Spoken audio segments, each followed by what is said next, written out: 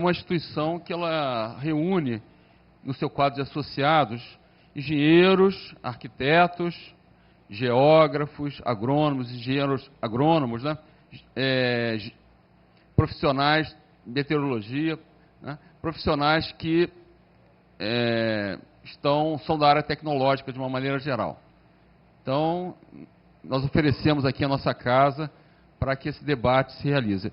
Eu vou passar a palavra agora para o vice-presidente do Instituto de Arquitetos do Brasil, Pedro da Luz.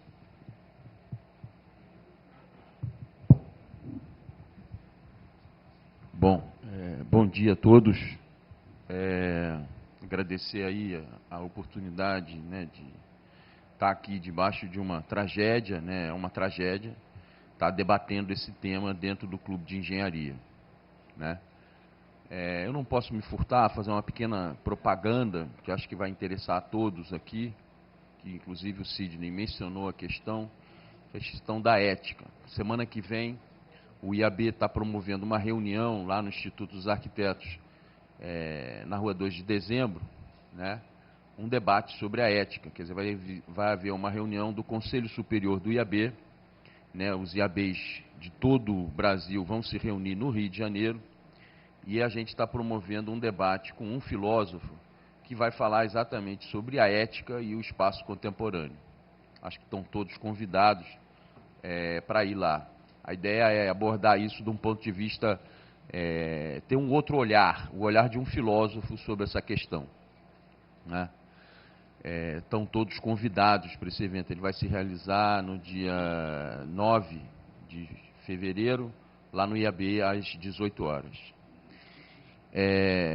O Instituto dos Arquitetos está também, assim como todas as outras entidades, muito preocupado com o que aconteceu e também pensando em quais são os desdobramentos dessa tragédia, né? Eu acho que o Instituto é um instituto que já tem 90 anos de existência, né? Ano passado, em 2011, ele fez 90 anos.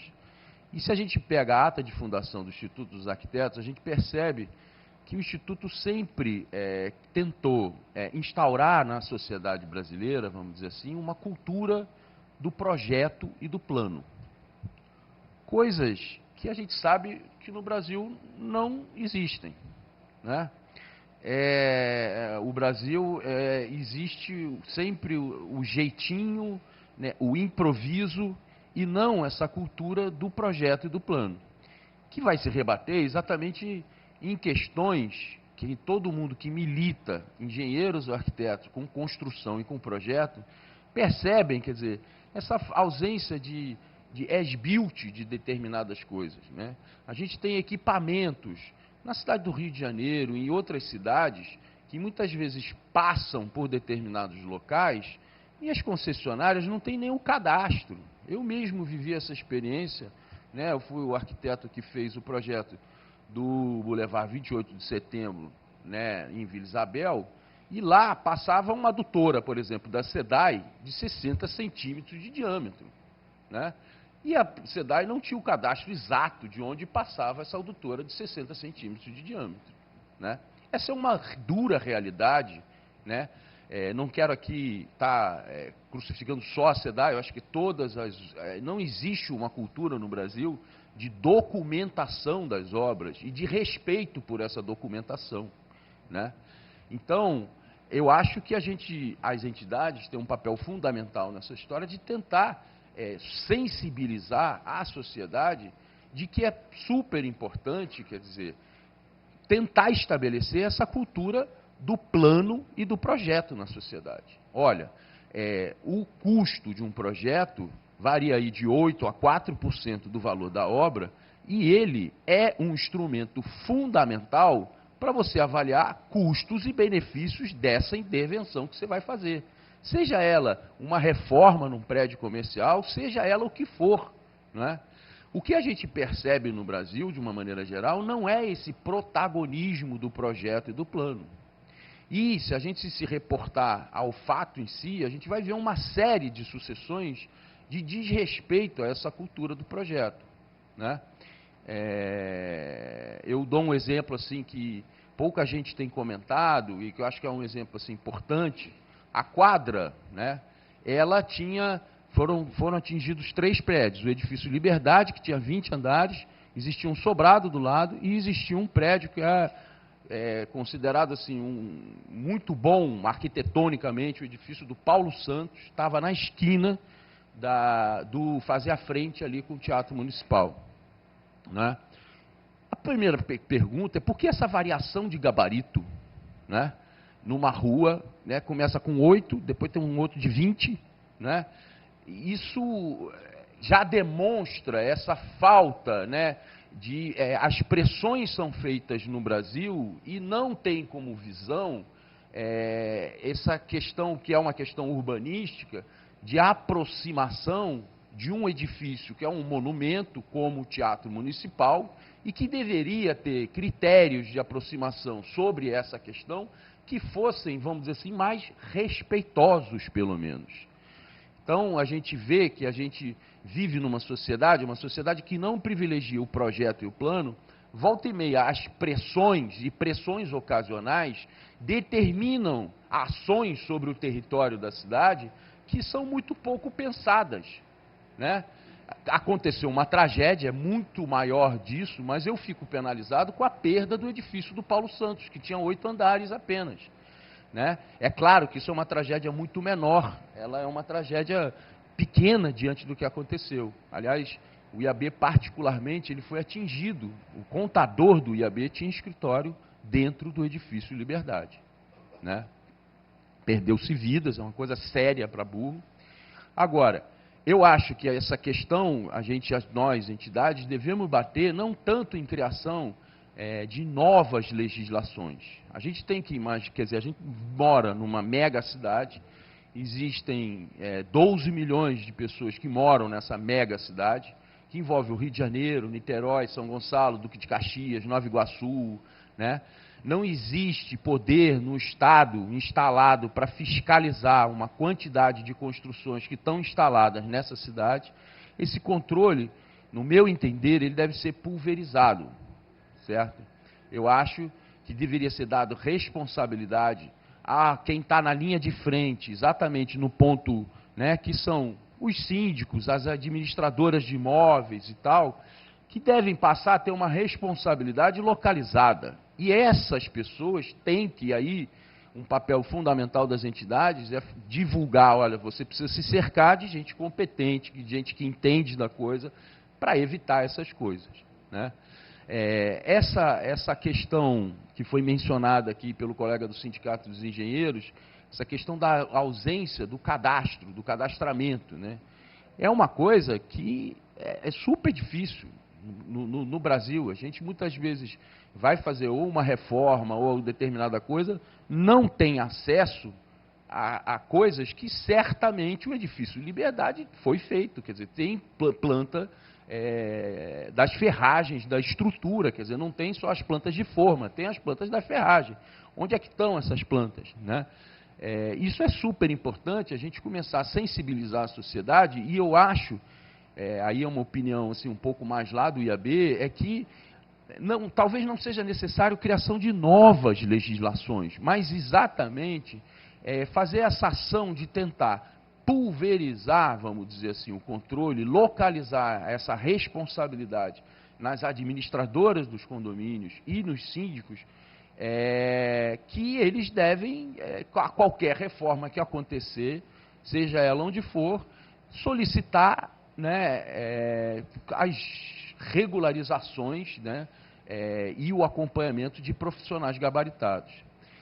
No caso específico, voltando também ao caso específico, acho que tem alguma coisa, né, que é estranha. Por que a ausência, que foi mencionada até pelo presidente do CREA, né, por que a ausência da caçamba de entulho? Por que não, sabe? Por que essa coisa escondida de fazer uma obra? De novo, aí tem alguma coisa assim, olha, vamos fazer a obra e não vamos espelhar para a sociedade que essa obra está acontecendo. Vamos, né? Porque todo mundo, quando faz obra em casa, a primeira coisa que talvez que requisite seja exatamente a caçamba de entulho para ficar na frente do edifício para se jogar o entulho para fora. Né? E por que, quer dizer, que essa caçamba não foi requisitada? De novo, quer dizer, eu acho que tem muito aí de uma tentativa, né, de não se privilegiar e achar que vai gastar mais dinheiro, quando na verdade é o contrário, né? O projeto é um instrumento exatamente de avaliar custos e benefícios de qualquer intervenção, né? É um pouco, talvez, o que está se falando aqui. Tem que ter uma atitude mais pensada diante das transformações. Não essa vontade voluntarista de fazer de todo jeito, a qualquer custo, e de uma maneira muito atabalhoada. O projeto e o plano, né, são instrumentos exatamente para garantir que essas transformações sejam as mais bem pensadas, mais bem estruturadas e, portanto, mais seguras, né? Com relação à questão da fiscalização, eu acho, quer dizer, a gente ainda está em discussão, né, mas a gente acha que as RRTs pelo lado do CAL ou as ARTs pelo lado do CREA já é uma legislação que a gente acha que é suficiente. Agora, ela não é acionada porque existe uma cultura na sociedade que fala assim, olha, projeto, não precisa fazer projeto não, chama um mestre de obra aí que a gente faz isso e a gente resolve isso. Eu também, quer dizer, a gente precisa, né, sensibilizar essa sociedade da importância do plano e do projeto, porque eles determinam exatamente essas ações mais pensadas e mais bem estruturadas. Obrigado aí.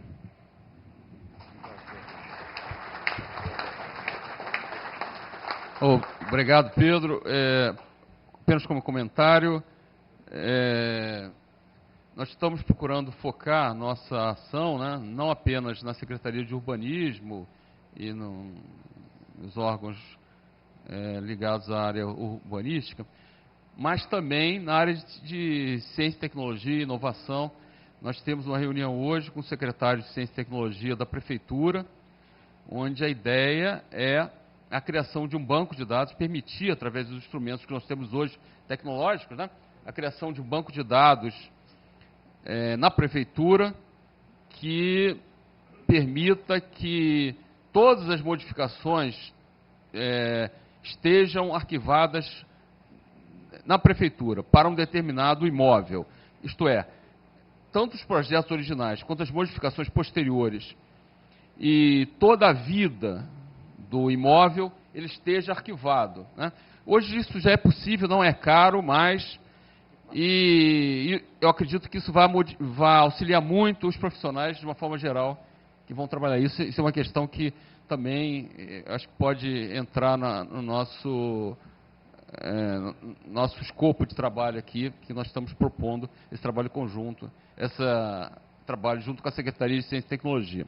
Bom, então, passo a palavra ao nosso colega do Instituto de Engenharia Legal, Sérgio Quintela.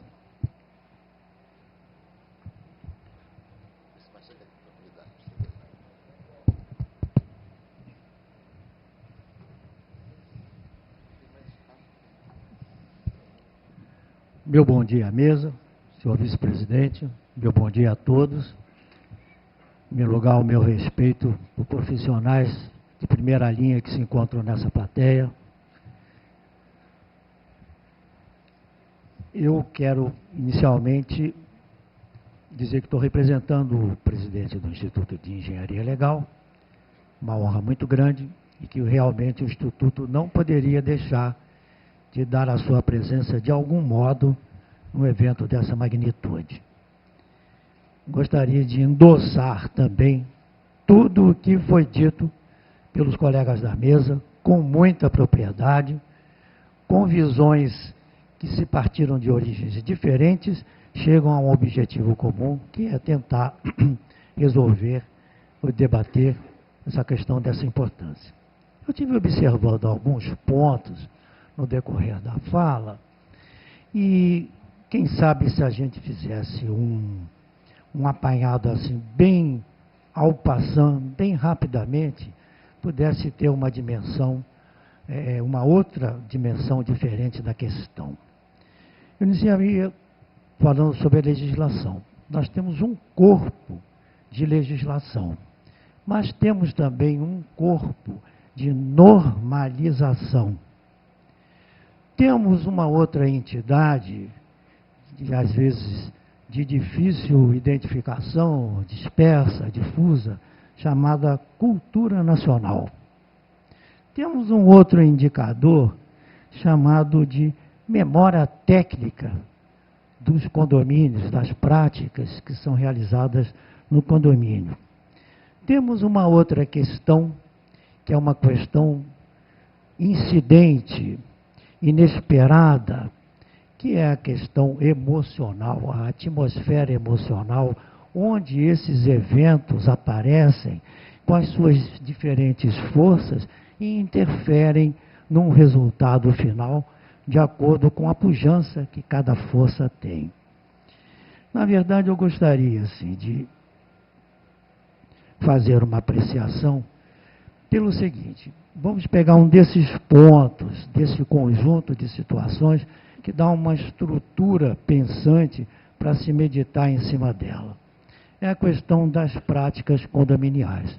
Nós temos um acervo, uma história dos diferentes condomínios, dos trabalhos que são realizados nesses condomínios, nas reformas, nas modificações. Há uma diferença entre uma reforma e uma modificação.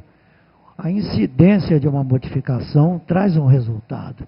A incidência de uma reforma, simplesmente uma reforma, não.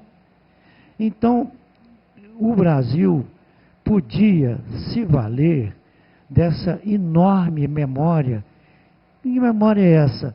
É cada vez que uma empresa entra num condomínio para realizar umas obras, ela tem os seus dados. Que obra fez, qual foi o local, que natureza fez, o seu valor, enfim. Essa memória é uma memória que, para quem é síndico, como eu fui, é uma memória que está lá e se perde. Essa memória devia ser objeto de uma pesquisa, não só para estudar os diferentes fenômenos que ocorrem no condomínio, como também traçar as políticas que nossa cultura não prestigia, que é a política da prevenção e da manutenção. Com essa política, poderia realmente resultar numa melhora substancial na atmosfera dessa questão. Bom,